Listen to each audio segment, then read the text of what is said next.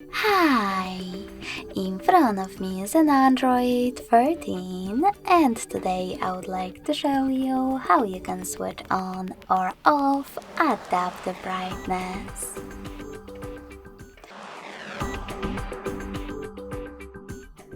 You need to begin by opening Devices Settings and scrolling down just a bit to manage display. After that, click on this switcher next to Adaptive Brightness feature. As you can see, my switcher is now gray. That means that auto brightness is disabled, but you can always enable it by clicking on the same now gray switcher. Thanks so much for watching. If you enjoyed this video, smash that like button, comment, and subscribe. Bye!